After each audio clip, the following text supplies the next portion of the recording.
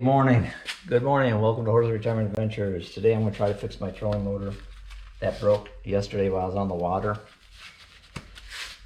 This is the motor that raises the trolling motor up and down because this one's the Riptide, Minn Kota Riptide. It's got the automatic raise and lower of your trolling motor, and that's what this motor does. It's got the spot lock. The whole thing is probably about a $2,900 unit. Because you just push a button and it goes in there and lowers everything by itself. Well, anyway, this motor had fallen apart while I was fishing, and it broke a retaining pin clip. It looks just like this right there. Let me get it up in my hand. You probably can't see it in that. It broke this retaining clip, one like this, and it came off the back. When it did that, it also broke the clip that was on there, and it popped up. Well, then I went to go put it back together, and I noticed that it's too short. So I looked on YouTube and Google. I couldn't find how to do that. So this was all locked in place. So I put a pair of vice grips on here, and I broke this loose. And you wouldn't believe how simple it is, but you just roll this, unscrew it to where you need it to go, just like that. So with that being said, I went to put it back. I went to Ace Hardware actually and got some retaining clips from Ace Hardware. And for the life of me, I don't know where they're at right now, but I'll show you. Oh, here they are. So I got these little retaining clips, 45 cents at Walmart or at Ace Hardware. And that's going to hold this back on once I get that in there. It's just a little bit smaller than the other retaining clip. So when you put these things back together, make sure that your cable is underneath this, wrapped up in here. Make sure that your cable that's hooked into the circuit board is in the right direction as well, so it can be tucked in there. So I'm pretty sure that it goes this way here, and then this piece goes that way. Yeah, that looks good. So I'm going to put it in there. Right now it looks like it might be pretty close to being perfect, to tell you the truth. Try to get that pin in. That pin went in good. I have to bring it out a little bit so I can get both ends of this pin in. Just like that. Put that pin in, put that back. Look how easy that went. Okay, now I got to get this lined up so it goes into there. I do that on the boat because last time I remember doing that, I had to put it on the boat because if I go one more loop, I think it might be too far. But you know what? Let's try it. Let's try it. Let's take this baby off.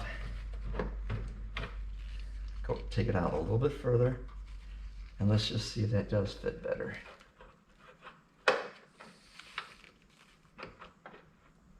Okay, that looks good. But now I gotta raise it up a smidge to get my back pin in. Okay. Front pin back in. Yeah, that looks really good that way. All right. Okay, so I'm learning as I'm going too.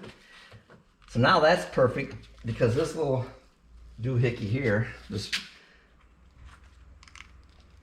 goes over top of that. And I put some glue on it because it broke. So I don't know if this Gorilla Glue, look, I'm doing a commercial for Gorilla Glue. Clear Grip Gorilla Glue 6000. It says it bonds in seconds. Metal, plastic, 100% waterproof, permanent bond, holds in just seconds. I don't know how many seconds that is because it still ain't holding. So maybe it's maybe this Gorilla Glue is just not good. It says it holds in seconds. I had that there for 5 minutes and it did not hold. But that's gonna go right on there once I get a new piece.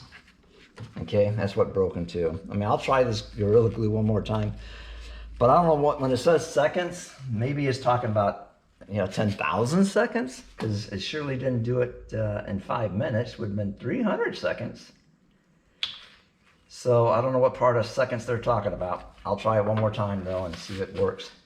But in the meantime, I'm gonna put these retaining clips back on. And these, you just kind of just, I mean, they have tools for this, but I just don't have one. So I'm just gonna go ahead and try to get it on without a tool. There we go, that's that one. And then this one here is a little bit smaller. And I was pretty happy that I got this at Ace Hardware today.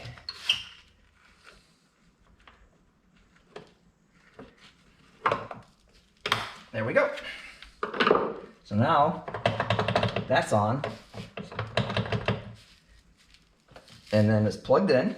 All the wires are out of the way, but that's how you replace that baby. A lot easier than I thought it was going to be. Again, that piece broke. So now the motor's back in there. And this, when you hit it, this twirls and the spindle goes around and it lowers your motor. So that's how you fix that. And really, it was not that hard, to tell you the truth. It just took some thinking on how to get that to line up. So when I get it back on the water or on my boat, I'll try it and see if it works. Thank you so much for watching. Hope everybody learned something. Paul out. Okay, I'm back. What I did is I got some industrial electric tape, some extra duty stuff, and I taped that as I mean, real tight, about probably 8 turns around, and it's on there real tight. So I think this will work. I'm going to go ahead and order a piece, the cap, the original cap for it, but it'd probably take, you know, weeks to get that in. So I think this is going to hold it, and I can still do my emergency release. It's just this right here, and it doesn't fall apart. So that's a good sign. So to put this baby back together, this is the easy part. Just 2 screws.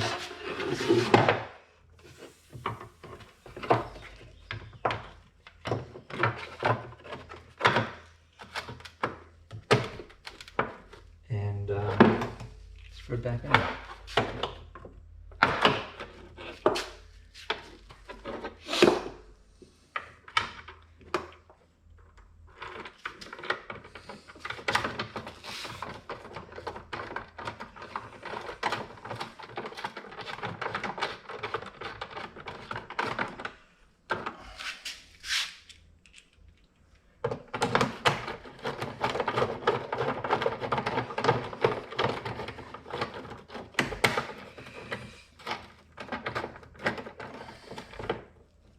Okay, do the same thing on the other side, and I'm going to take it out, put it back on the boat, put this hinge back on there and connect it back to the boat. I'll show you how that works, but then she ought to be good to go. I'll plug it in and see if she works. All right, pull out. Luckily, I had somebody who was near us, and they helped Tony put this thing on for me because my back's out of whack. Anyway, it goes on, this slides in, and you put a cotta pin in right here. And then that mounts right there on your boat. I plugged it in. Whoops, sorry. There we go. I plugged that baby in, and I'm gonna try it with my remote to see if she goes down and goes back up. If it does, that means I was successful. Now here's the remote that goes with the iPilot. And I got good signal, which, because I'm right by the house. You hit start, you hit this twice, and she should go down. Perfect. Now I want to stop it there because I don't want it hitting anything else. So that came down by itself pretty nicely. The problem I was having was it going back up. You hit it one time to go back up.